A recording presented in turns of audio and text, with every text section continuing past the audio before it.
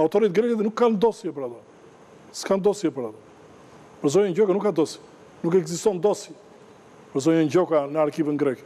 Është vendim i fabrikuar dhe i prodhuar me inteligjencë artificiale dhe unë baj përgjithësi për këtë që po të them. Se unë tani të bëj një vendim, tani, të ndryshoj emrat dhe them ti je i dënuar në Greqi. Ta bëj tani live po dëshë, këtë. Dhe kështu ishte ky vendim, sepse po të shikosh kërkimet e para të organizatës ndërkombëtare të monitorimit dhe cila e bëri gjithë kërkimin në gjithë database-in e Bashkimit Evropian, në pjesën e Interpolit, në shumë e shumë sisteme që kërkonte vërtetësinë dhe pastërtinë e figurës së zonjës Gjoka. Dhe e vetmja gjë që u doli jashtë kontrollit ishte pjesa e sistemit të database-it, sepse aty nuk ndërhynin dot. Ndërkohë që letra mund të fusin sa do donin në pjesa e arkivës. Por pjesa e database-it, me pjesën e procedimit penal, që shkruhet, me historikun e vetë në qoftë se ka pasur procedime tjera penale, vendimi penal, me historikun e vetë, apo dëbime, kthime, tjera, nuk ekzistonte në asnjë moment në database. Dhe kjo gjë ishe arritur dhe kishin ardhur letër këmbimet. Kishin arritur deri aty sa pastërtia e figurës u kërkua direkt nga autoritetet kryesore me përparësi të veçantë në autorit grek. Po, dakor, Petra, faleminderit. Skënder, pra humbën sa muaj, një vit gati që apo më shumë që u morën me. Gati 2 vjet që u morën me këtë çështje dhe në fund fare. Në fund fare asgjë, sepse me sa duket, siç ne e kujtojmë për shumë vitesh, kushdo që atakon Berishën duhet të ketë patjetër një njollë, duhet të ketë patjetër i dyshimt, duhet të ketë patjetër jo burr i mirë ose jo grua e mirë. Dhe këtë doktoria ka pas një mënyrë sjellje të rregullt. Jo vetëm tani që është në akuzë dhe në proces nga drejtësia e re, por edhe me ata që thjesht i bënin dikur kur ka qenë shumë i ndjeshëm se me kalimin e viteve ka rënë dhe dëshpëria.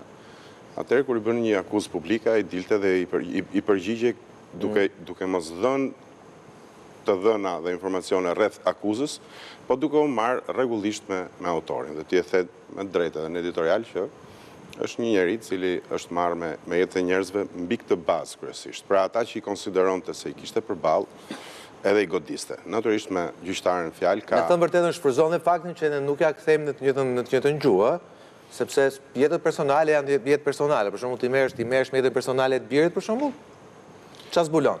Fatmirësisht Shqipëria shfrytëzon faktin që një pjesë e Shqipërisë është shumë e qytetëruar dhe nuk merret me gjëra të tilla. Dhe për fat është pjesa më e madhe.